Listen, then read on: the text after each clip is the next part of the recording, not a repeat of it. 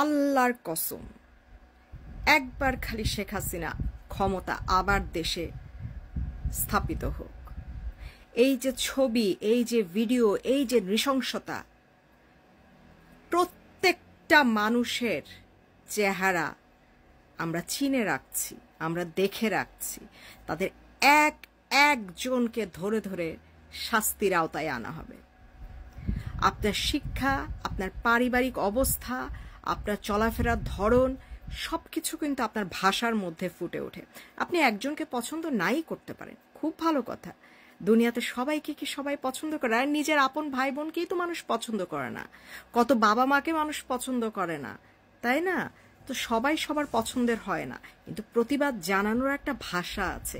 আপনারা যে পরিমাণ অশ্লীল বাক্য ব্যবহার করছেন, এগুলা তো কোনো দলীয় বাক্য হতে পারে না, এগুলো হচ্ছে সন্ত্রাসী বাক্য।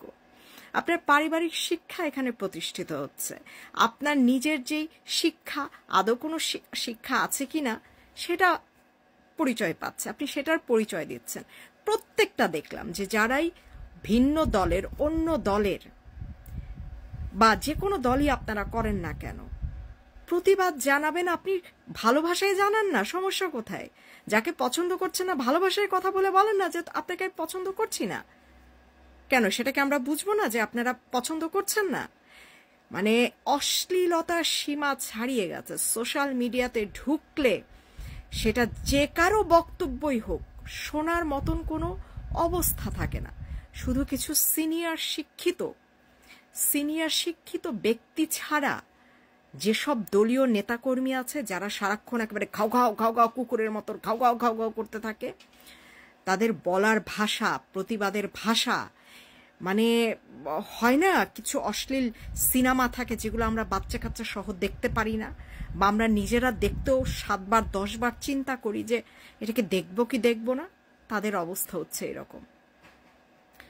মানে এগুলো কোত্থেকে শিখেছে, কাকে বলছে, কিভাবে বলছে, কোন বয়সের মানুষকে বলছে? আরে ভাই, আদৌ তুমি সেটা করতে পারবা কিনা, নাকি তোমারই সেসব জিনিস নাই হয়ে যাবে? কোনো নিশ্চয়তা নাই। তুমি তো এখনো গদিতে বসো নাই, তোমরা কেউ এখনো গদিতে বসো নাই, তা তো বড় বড় কথা কিসের এত বড় বড় কথা বলছো? তো নিশ্চয়তা না পেয়ে, নিশ্চিতভাবে গদিতে না বসে এমন কোনো কথা বলা উচিত না যেটা আবার তোমার উপরই ফিরে আসতে পারে। হ্যাঁ, তোমার উপরই ফিরে আসতে পারে। তুমি যা যা বলছো সবকিছু না জানি তোমার উপরই ঘটে। 5 তারিখের আগে, অগাস্টের 5 তারিখের আগে আর 5 তারিখের পরে যা যা হচ্ছে, হ্যাঁ যা যা হচ্ছে, একটা দেশে এগুলা কখনোই কাম্য না। এগুলা হচ্ছে পুরোটাই পাকিস্তান বানিয়ে ফেলেছে আমাদের দেশকে, একদম বানিয়ে ফেলছে। কারণ মানে মানুষ কোনো নিরাপদভাবে চলাফেরা করতে পারছে না, মানুষ জীবনে ঝুঁকি নিয়ে রাস্তায় বের হচ্ছে, মানে কারো কোনো নিরাপত্তা নাই। এমনকি একটা মানসিক ভারসাম্যহীন ব্যক্তিরও নিরাপত্তা নাই এই দেশে। হ্যাঁ, মানে কাউকে মেরে ফেলা আর এই যে পিকনিক করার জন্য মুরগি জবাই করা মনে হচ্ছে সেম ব্যাপার, একদম সেম ব্যাপার। এটা মানে কোনো গায়ে লাগছে না যে একটা মানুষ মারছো। হ্যাঁ, ওই যে বলছে না মানুষ যে হারুনের হোটেলে এত গালাগালি খাওয়া, হারুনের হোটেল থেকে তাও মানুষ খেয়ে দে ফেরত আসতে পেরেছে। যারা ওই যে উন্নত সমন্বয়ক নামে পরিচিত, তোরা ফেরত আসতে পেরেছিস, কিন্তু তোদের মেধাবীদের হোটেলে একটা ভারসাম্যহীন মানুষ ভাত খেয়ে ফেরত আসতে পারছে না। মানুষ মারা কি এত সোজা হয়ে গেছে, এত সহজ এখন? মানে বুঝতে পারছি না যে আসলে পশু পাখি মারা আর মানুষ মারা দুটার মধ্যে কি এখন আর কোনো তফাৎ আছে? কোনো তফাৎ নাই। মানে মেধাবী কিভাবে, কাকে? মেধাবীর সংজ্ঞাটা কি রে ভাই? খালি বিশ্ববিদ্যালয়ে পড়া মানেই মেধাবী? মেধাবীর তালিকা এটা বলে? মানুষ পিটিয়ে মারা মেধাবী বলে? এখন একদল এসে বলবে যে আবরার হত্যাকাণ্ডরে কি বলবেন, সেটাও সেমই বলবো, সেটাও এই কথাই বলবো। যারা মানুষ মারে তারা খুনি, তারা কোনো দলীয় মানুষ হতে পারে না। হ্যাঁ, দলের একটা কি করে, তারা সাইনবোর্ড ইউজ করে, তারা দলকে একটা যে কোনো একটা দলে দুর্গন্ধ ছড়ায়, আর কিছু না। এসব মানুষ যে কোনো দলের মানুষই বলেন, মানুষ খুন কোনো দলীয় কার্যক্রম হতে পারে না। হ্যাঁ, খুন অন্য জিনিস, শাস্তি অন্য জিনিস, ফাঁসি অন্য জিনিস।